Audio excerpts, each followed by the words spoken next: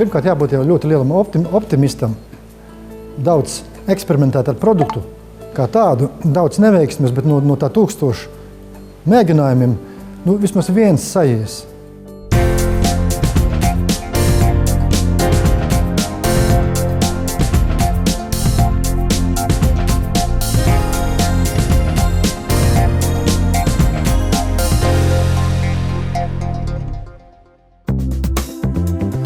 Mēs cepam mafīnus, grauzdiņus, sausiņus un 45 līdz 50% eksportējam. Galvenais mērķis ražot kvalitatīvu produktu ar labām Latvijas izēvielām. Es uzsveršu kvalitatīvām Latvijas izēvielām. Bez kaut kādiem tur e-burtiem, bez kaut kādiem tur konservantiem. Palīdzēt ar Latvijas zemniekiem krējums, piens, kas tiks ņemts no viņiem priekš mūsu produktiem. Daugavas un partneri ir uzņēmums, kas, neskatoties uz visām krīzēm, ir izdzīvojis un turpina dzīvot un attīstīties un redz tikai gaišu nākotnē.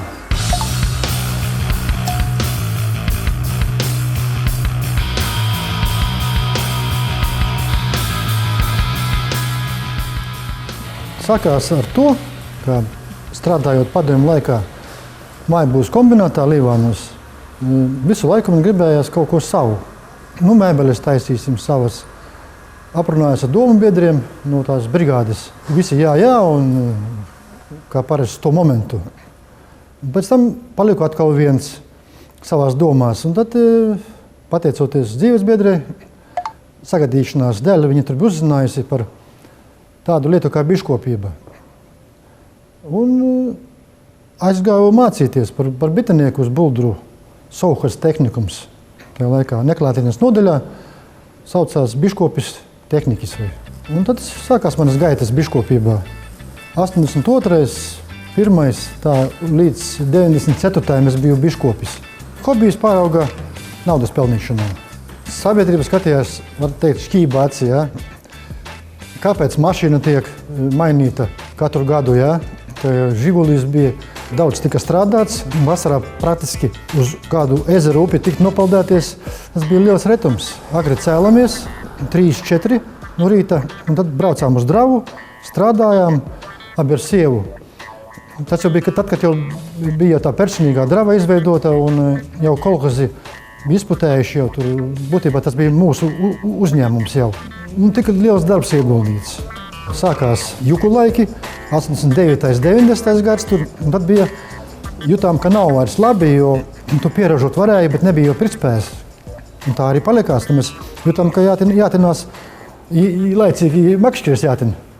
Taču mierīgi nosēdēt Dzinters ar savu kundzi nespēja. Bija laiks meklēt citu nodarbi.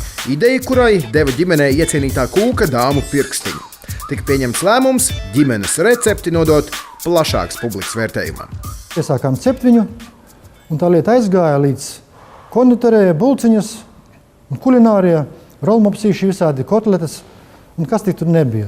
Cilvēki stāvēja ārpusē, garā rindā pa visu lietu, gaidīja, kad tie brīnumi tur top iekšā tajā ceptuvītē. Līdz ar klientu rindām pieauga arī Dauguļu ģimenes ambīcijas. Drīz vien viņi pārņēma Līvānu ķieģeļu rūpnīcas veco ēdnīcu, kas vēl aizvien ir daļa no šīs ražotnes. Uzņēmuma dzīvē līdz ar to bija sācies jauns posms. Sākumā viņu uzsvaru gribēja likt uz maizi, taču saprata, ka tā nekļūs par viņu specialitāti. Jā, lielā ražošana sākās tad, kad bija cepamu. Jau grupa attīstījās. Tiem ir termiņš, un ja ir termiņš, tad ir it kā var to ieplānot bišķiņu to ražošanu. Tev nepaliekās vairs tā maizīte. Tas cepams jau nav kā maizīte, kad nepaliek ātri nobriedis. Tomēr viņš ir tāds, ka tu vari mēnesi tirgot 2-3. Viņš normāli izcepts, labs produkts, viņš arī stāv. Šobrīd sauseņi un grauzdiņi jau kļuvuši par Dauguļa firmas zīmi, taču līdz tam viņi nonāca salīdzinoši nejauši. Ideja radās būtībā no konditorijas bulkām. Arī atpakaļ nāca sūtiet, tad mēs sākām viņus pamazām graizīt un kaltēt. Un tad radās man ideja, ka tomēr var uztaisīt kaut ko, kas ir labs produkts. Jau visām rozīnēm un visiem cukātiņiem, un tā pamazām radās tas sausiņš. Rūpnieciski ražots jau, kā šobrīd viņš tiek. pasniegts. Varētu šķist, ka Dauguļiem problēmas gājušas ar līkumu, taču tā gluži nav.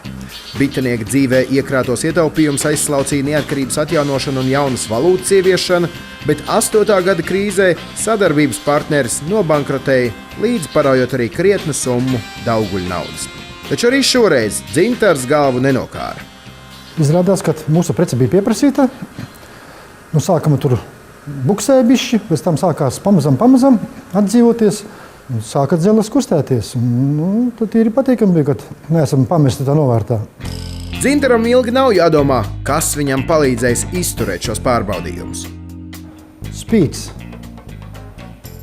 Spītīgs pēc dabas es esmu un arī skatos, ka mani dēli diezgan tādi un otrā pusīte turās.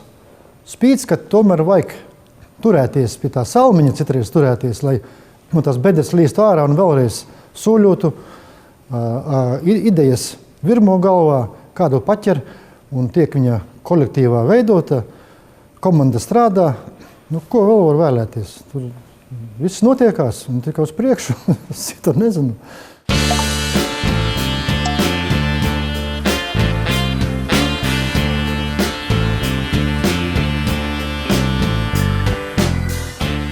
Izauklēts viņš ir.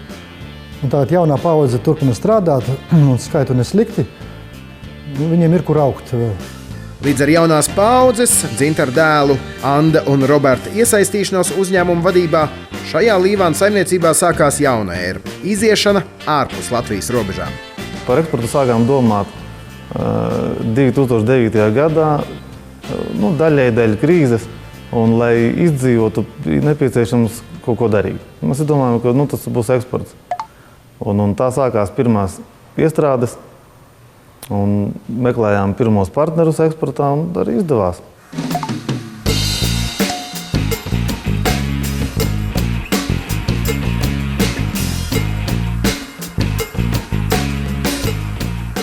Citās valstīs ir lielāks darbs jāiegulda, citās mazāks. Šeit kaimiņu valstīs netika liels darbs jāiegulda, jo mentalitāte vienums ir vienāda. Jā. Bet tālākās valstīs tur atšķirās. Tur ir daudz vairāk jāiegulda darba, un zināšanas vajadzīgas arī ir vairāk. Sadarbības partneru meklēšanā galvenais ir darbs, saka Andis. Norādot, ka, piemēram, pie eksotiskākā klienta Libānā viņi tika pavisam negaidīti. Īstenībā ļoti vienkārši.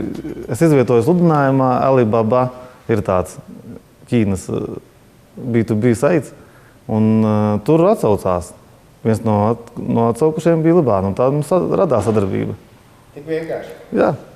Bet tās tehniskās lietas bija, sarežģītākās no visām valstīm, lai preci vispār tur nogādātu.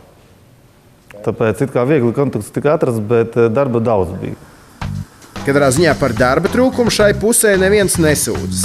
Pirms kāda gada bijis pat brīdis, kad Dzintars gandrīz meta visu pie malas un pārdeva uzņēmumu. Taču brīdī, kad šī šķiršanās bija vistuvāk, viņš aptvēra savas patiesās sajūtas. Bija mums pircēji no Krievijas, no Pēterburgas, uzvedušies tādi nopietni veči.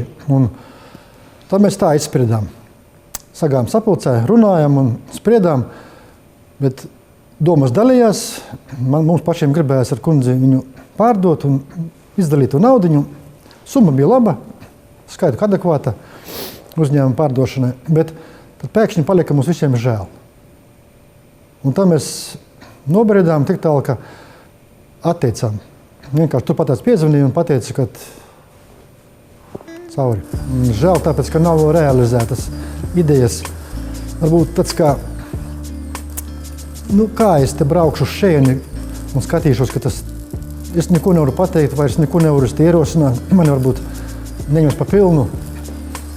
Tu esi saudzis kopā ar šīm sienām, ar iekārtēm kopā saudzis, jo viņas tika veidotas, kolektīvs strādāja, sākot no atslēdznieka līdz tehnologa, kas arī gudraja galvai. Nevar tā nogriezt. Un pēc tam tika nožēlots, protams, varbūt kaut kādā mirklī, vilciens aizgājis, varbūt nav, bet lekt iekšā tajā beidzamajā vagonā netaisamies tur. Kā būs, tā būs.